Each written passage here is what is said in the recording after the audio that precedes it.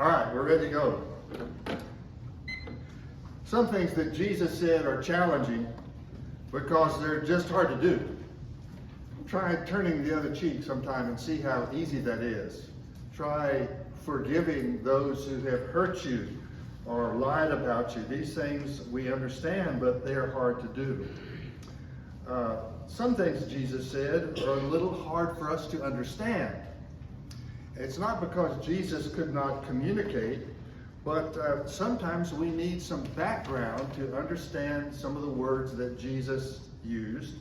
And also, our whole society, our corrupt and sick society in which we live, has sometimes distorted things that should be good and made them look as if they are bad. Blessed are the meek is an example. For most people in our society, the word meek tends to be a very negative word. And for reasons I'm not quite sure of, we tend to associate the word meek with the word weak. And we know we don't like weak, and we don't respect people who are called weak. And in our culture, we look up and idolize people who are not weak, but we look at the powerful and the wealthy, and we tend to look at them way too much. So the people we respect or tend to respect in sports, business, entertainment, and politics tend to be very strong people. Typically, they are very assertive. Often, they are very aggressive. Now, as Christians, we may recognize that. We say, well, we know these aggressive people are not very nice people, but look at all they get. They get all the things they want, so maybe it's not quite so bad. Well, there is I'm not sure whether he's still with us or not, but a few years ago, a man named Philip Yancey was an editor for Christianity Today magazine. And I picked up this little tiny article from him. He says this: a book like Paul Johnson's Intellectual sets out in convincing detail what all of us know to be true. The people we laud, strive to emulate, and feature on the covers of popular magazines are not the fulfilled, happy, balanced persons we might imagine. It would be difficult to assemble a more miserable, egomaniacal, abusive company. Now that's Paul Johnson, and then Philip Yancey goes on to say, my career as a journalist has afforded me the opportunities to interview stars, including NFL football greats, movie actors, music performers, best-selling authors, politicians, and TV personalities. These are the people who dominate the media.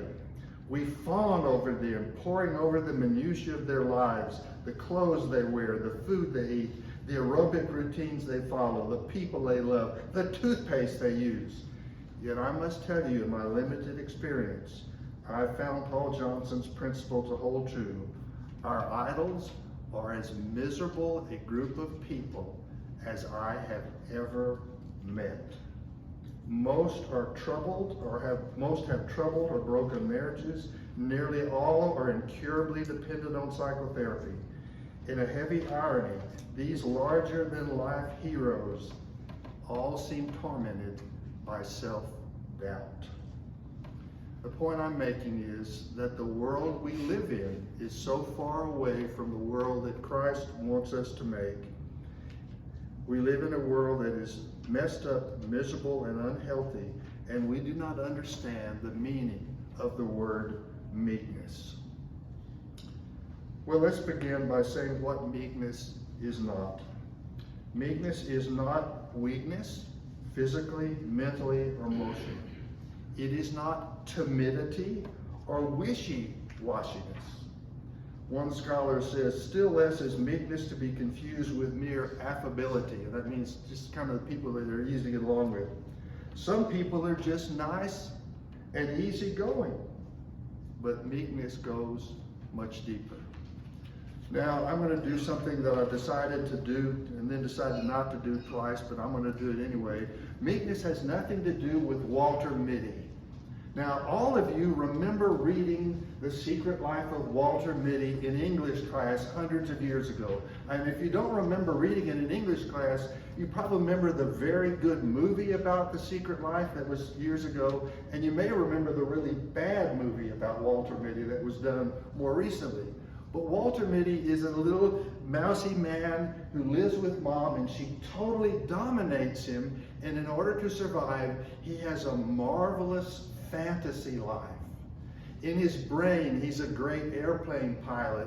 In his brain, he's piloting an aircraft carrier through a hurricane. In his brain, he's performing a surgery that no one else has ever done, but it's all in his mind. Walter Mitty is a meek man. Well, meekness in the Bible has nothing to do with characteristics of Walter Mitty. So here's a place where a little word study really helps. And in my case, a little Greek word study really helps. So in the Greek, the word for meek is used for persons or things that have a soothing quality. Words that soothe anger, ointment that soothes a wound, gentleness in the voice of a lover. The word is also used for gentleness of conduct, especially for those who have the power to do otherwise. The word meek is used for the firm and sympathetic way that a horseman trains a spirited and powerful horse. It is used of the way of a way a tyrant woos a people with promises of good treatment, which may or may not last after he gets into power.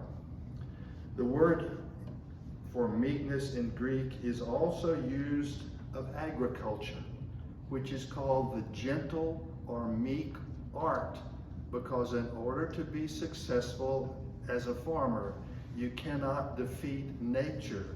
You have to work with it. So the key to understanding the word meekness is that it is a word that has to do with control of the passions. I want to look at several New Testament passages and a couple of Old Testament passages. But a key New Testament passage, and you can turn if you want, but I will read it to you, is James chapter 1 and verse 21, where James tells us, "Rid yourself of all sordidness and the rank growth of wickedness, and receive with meekness the implanted word, which is able to save your souls." James is saying that we have to be meek enough to let God control us, to let God implant his word in us, and accept God's right to control our lives. And this understanding goes very well with another important usage. The word meek is used in Greek for the horse that has been trained and that now can be ridden and is now useful for service. Now, some of you may have read the little article I put in the handout. If you haven't read it, be sure and read it, because it's a little article about the great war horse that Alexander the Great rode to conquer most of his world. And this powerful horse that he rode through every kind of battle you can imagine in the midst of every kind of death and slaughter, the Greeks described as meek, because you could put a small child right on top of that horse and everything would be under control. When we are proud, arrogant, aggressive, or stubborn, we are not meek, but we rebel against God's right to control our lives. And the meek are like a powerful horse, not a weak horse, but like a powerful horse, broken to saddle, now able to be ridden, and now useful. Now, notice the illustration. The meek are the horse that is powerful and strong, but now useful. Who's the rider of the horse? Not me, but God. Thus we should pray to God to make us meek, masters of ourselves, or more correctly, mastered by God.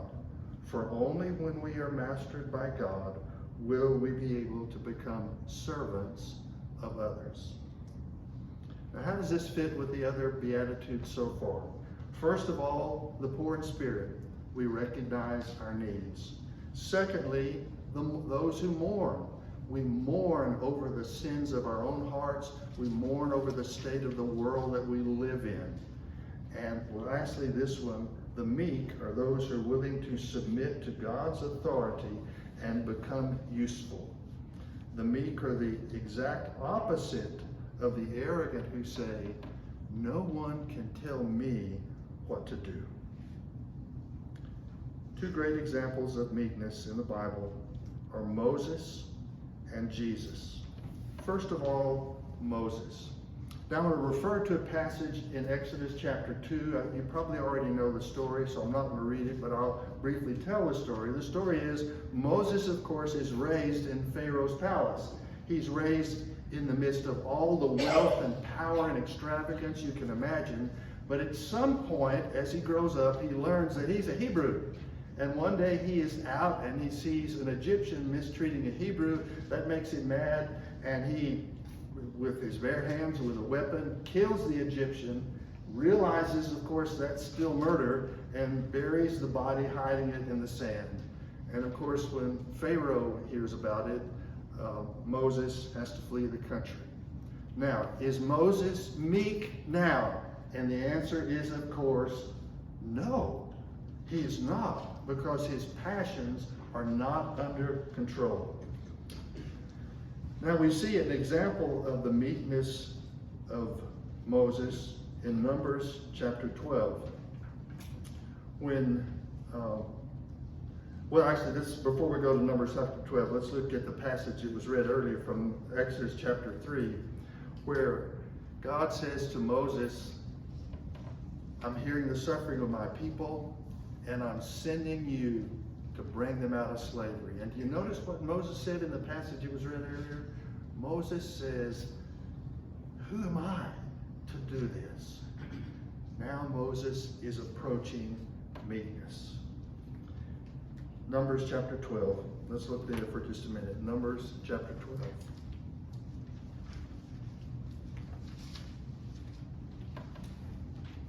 Now Moses has become the leader of a massive mob of people. It's too early to call them a nation. They're not organized, but they are a huge mob of people moving through the wilderness. Here's what happens. Now while they were at Hazeroth, Miriam and Aaron spoke against Moses because of a Cushite woman whom he had married, for he had indeed married a Cushite woman. And they said, has the Lord spoken only through Moses? Has he not spoken through us also? Now here's Moses. He's been appointed to God, by God, to lead these people out of slavery, across the desert and into the land of promise. And now his two closest friends and family are turning against him. And what does Moses say? The answer is, he doesn't say a word. But the Lord heard it. Now the man Moses was very humble or meek. Either translation is valid. More so than anyone else on the face of the earth. And so what does Moses do? Here is the rebellion against the leadership that God has given him.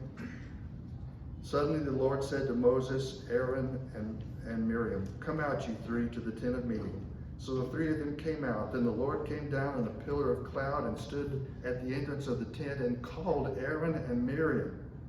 And they both came forward. Now, if you were Aaron and Miriam, this is a time to be quaking with fear. You have just called out Moses and his God-appointed leadership, and now God says, come in front of the tabernacle, I have something to say. Here's what God says. When there were prophets among you, I, the Lord, made myself known to them in visions. I spoke to them in dreams. Not so with my servant Moses. He is entrusted with all my house. With him I speak face to face, clearly, not in riddles, and he beholds the form of the Lord. Why then were you not afraid to speak against my servant Moses? And the anger of the Lord was kindled against them. And there's more of the story which I will not read. My point is, Moses is now become the meek man that God intended him to be. Moses has the power. He undoubtedly has military or police authority. And when challenged, he leaves it to God to settle the issue. I think it is a perfect example of 1 Peter 5 and 6. Humble yourself, therefore, under the mighty hand of God, so that he may exalt you in due time. By the time Moses becomes this great national leader, he has learned the lesson of meekness. You remember the story of Moses going up onto the mountain in which the glory of God is descended in cloud and fire, and Moses goes up on the mountain. He speaks with God. He's given the 10 Commandments. And when he comes down, this rebellious mob of people is worshiping an idol that they've created with their own hands. And what Moses says reveals his character. Moses is the God-appointed leader, and Moses says, "Why have you sinned against God?" Not why have you sinned against me, not why have you rejected me, but why have you sinned against God? Moses is in the background, God is in the front. Moses is now useful. This is meekness. Concern for God and his glory, and the willingness to let God work out God's business. Now, question. What changed Moses from the man who gets angry and commits murder to a man who says, I'm just going to let God work this out. I'm not even going to argue with these people. And the man who comes down from the mountain and is disappointed and says, "Why have you sinned against God?" What's the difference? What changed Moses? Well, I'll tell you what I think. God changed Moses by sending him to the wilderness for 40 years. And that's the training ground for Moses. There in Midian, while the anguish of Israel continued under the taskmaster's lash, and the weakening of Israel's strength by the destruction of the male children went on, with what more or less rigor we know not, Moses was left by providence to mellow and mature, that the haughty, impetuous prince, instructed in all the wisdom of the Egyptians, might be transformed into the wise, well-poised, masterful leader, statesman, lawgiver, poet, and prophet. God usually prepares his great ones in the countryside or about some of the quiet places of earth, farthest away from the busy haunts of man and nearest to the secret places of the Most High. David, keeping his father's flocks, Elijah on the mountain slopes of Gilead, the Baptist in the wilderness of Judea, Jesus in the shop of a Galilean carpenter. So Moses, a shepherd in the Bedouin country, in the howling wilderness. What do you learn in the wilderness? For 20 years, I took groups of young people and adults to the wilderness. And there were a lot of things we were there to learn. But one of the things we learned there is the world is far bigger than we are. And the way to find peace and joy and usefulness is to let God work and put myself in the background. Our strength will fail, and therefore we wait upon the Lord. Just a wild and crazy suggestion. Spend more time outside in God's world as well as in God's Word, and less in consumers' world. Turn off the TV, put down the iPad, and sit outside some night, look at the stars, listen to nature, talk to someone, spending time in God's world. Well, 3 times in the New Testament, God says that Jesus was meek. The first example I want to mention is from 1 Corinthians chapter 10, where Paul, who is an apostle of Christ, who has the right to command, and sometimes does, he writes to the Corinthians who have messed up their church royally. He says to them, "I appeal to you by the meekness and gentleness of Christ."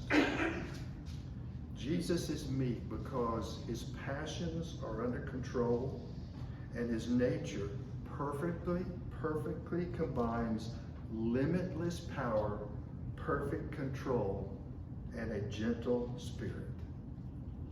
And at the same time, Jesus says in a passage we all know, Matthew chapter 11.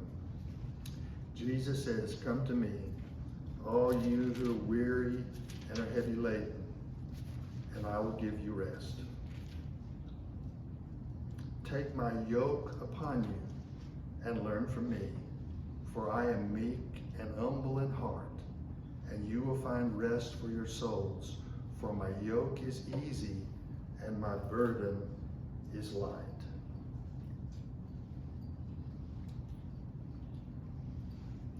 Jesus says, if you will come to me, I will give you rest for your souls. And he says, I'm going to put a yoke upon you, but my yoke is easy and my burden is light.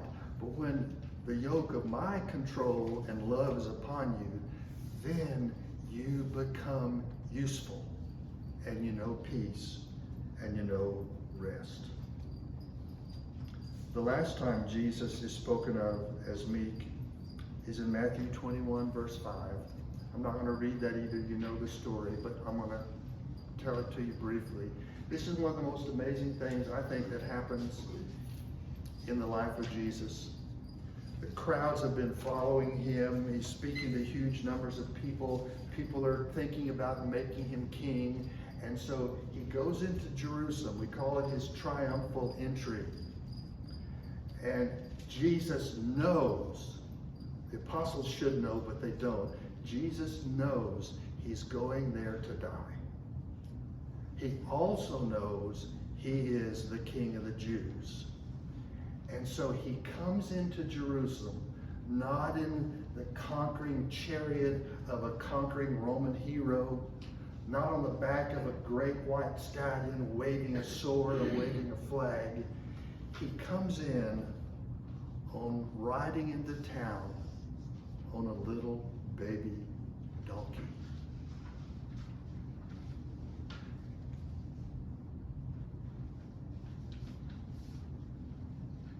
Jesus, filled with power, but always under control. The meek are those who submit ourselves to God's control and do his will. Now here's the amazing conclusion. Jesus says the meek ones will inherit the earth. And this is, again, exactly the opposite of what we expect. We expect the weak to be up against the wall, right?